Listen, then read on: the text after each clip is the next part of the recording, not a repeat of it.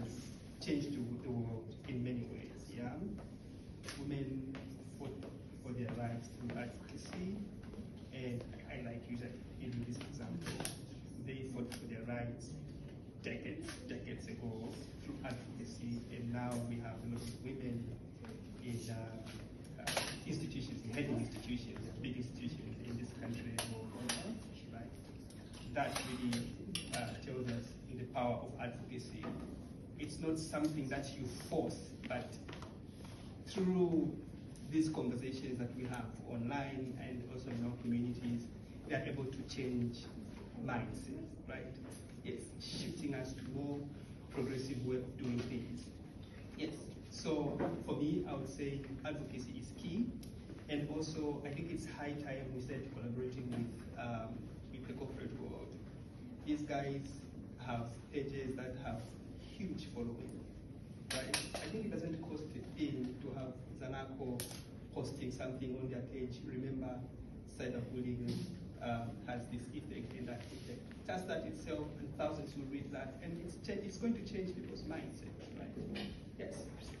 So that is on cooperating with institutions out there, the corporate world. It's high time, as individuals taking these efforts, we write, for example, to ZICTA, let's use your platform to advocate for this issue. We approach Zanaco, Atlas Mara, all these institutions that we have in this country. Yes, and also as disability interests organizations, also approaching these institutions, we collaborate, right? After all, it's for the greater good of our society, of our country, Zambia. Coming to ZICTA, you've really been at the center of this topic. Yes, you mentioned that you are only able to regulate what is within the boundaries of the Republic, right?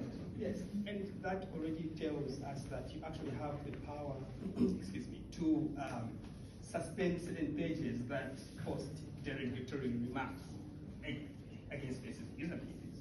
I don't know if that is the case, but I feel that being a crime, there actually has to be a step taken to suspend that page, right? There are certain people that really may not have an idea on how to approach Meta, Facebook, to report that this person is using derogatory remarks against me, and so we need to have their pages clamped down. And I feel ZICTA, if there's a way in which, for example, they could collaborate with these institutions out there, like Facebook and the rest, say, we have a lot of this stuff that's happening in our country, and we feel really you could help us clamping down these pages. Because me as an individual, Mwiva Edwin, reporting something to Facebook, even when it's genuine, sometimes after you can see feedback that we reviewed this page and we did not find anything harmful with what they posted. But if it was to come from big institutions like ZICTA and IBA, these institutions are mandated to regulate what is posted on social media, what is shared on TV and radio. So this coming from them to Meta, I think it would carry more weight, and Meta would take it seriously to say these people are actually for sure having their rights infringed on. So that, I think, would be my take. ZICTA should come on board. They have to find a way. This is a big institution, by the way. The government institution, meaning they actually have a way of working with Meta as an institution, as a government. So we need to have Meta, rather we need to have ZICTA coming on board as a government institution to collaborate with international social media entities like Facebook and the rest. And also coming us as individuals and as organizations, individually, collectively, I think we can use our voices, we can use the power that we have in organizations to collaborate with institutions out there, the corporate world. Let's use your pages to advance this cause, after all, to the greater good of our society, the greater good of our countries. That we would like to.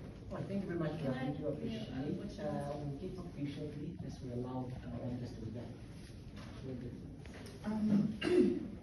Yeah. So the majority has really been said, but personally, I just start with the point on acceptance.